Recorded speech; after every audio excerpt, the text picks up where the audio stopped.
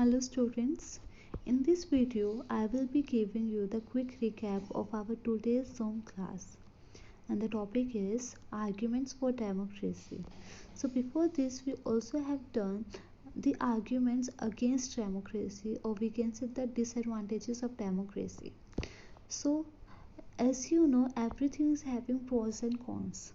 So we have discussed the cons, now we'll be discussing about the pros, right? So democracy, as we know, it is a form of a government in which the rulers are elected by the people.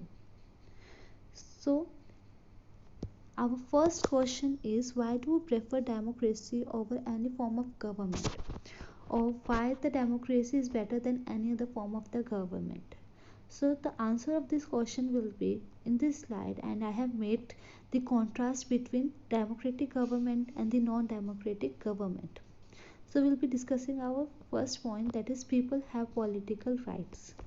So as you know, in democratic government or in democratic country, people have some basic rights, or we can say they are having the political rights, like right to speech, right to think, right to express, right?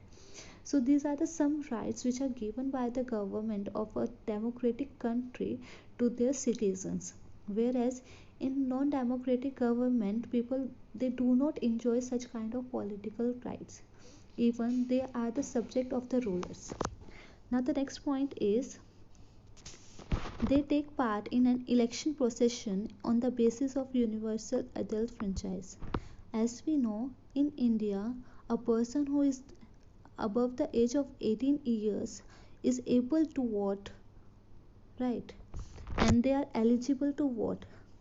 So in this we can say, in a in democratic form of government, a citizen of that particular country, he is making his own choice which government he want to form or not. Whereas there is no such freedom, or there is no such choice given to the individual person in non-democratic government. Now the next point is, in democratic government there are free and fair election.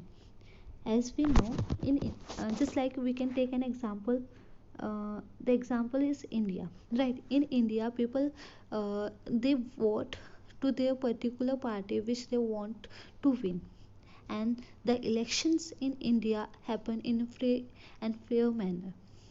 Before the election result, we can't predict which party will win. Whereas, as we have studied in our features of democracy topic, we have taken the two examples, that is the example of China and the example of Mexico. So in that we also have learned about that in China and Mexico the election doesn't happen in the fair manner. As in Mexico, only the PRI party wins every time from the last 70 years in the elections. Why that so? By doing some dirty tricks. But whereas in a country like India, where there is multi-party system, there are number of the parties, and they have the fair chance, or we can say they are having the election in the fair manner. So we can't even predict which party will win the election or which party will lose the election, right? So our next point is, democratic government is more accountable and responsive to the needs of the people. Whereas the non-democratic government, it is not accountable, or we can say they are less responsive to the needs of the people. So whatever the democratic government is doing in a particular country, they are accountable to the people, they are answerable to the people, whatever the things they are doing, whatever the decision they are making in a particular country, right?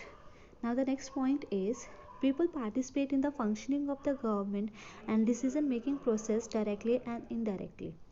So whatever the decision is going to be happen in a democratic country, there is a long we can say this is a long process, and in this the number of the people take participation in that, and they do consultation and discussion on that particular topic, whether that thing should be implemented in our country or not. but on the other hand there is no such involvement of the we can say the group of people in forming a such kind of decision, right? Now the next is it enhances the dignity and it is based on the principle of political equality. So in a democracy it is totally based on the political equality, which ensures that there should be equal rights, either the person is rich or poor, or either the person is educated or uneducated. So there is equal uh, opportunity to the person, or we can say equality among the different communities, caste, or we can say ethnic composition. There is equality in the ethnic composition also in a democratic country. So we can say democracy enhances the dignity of every citizen. Now the next is it allows to correct its own mistake. As we know, no one is perfect and everyone makes mistake, and they learn from their mistake and they admit their mistake. And similarly in democratic government also, the government might make some mistakes, and they just try to admit that they just want to correct their mistakes. So we can say in a democratic form of a government there is scope of correction, there is a room for correction, whereas on the other hand in the non-democratic country there is no chance to correct their own mistake. Okay बच्चे.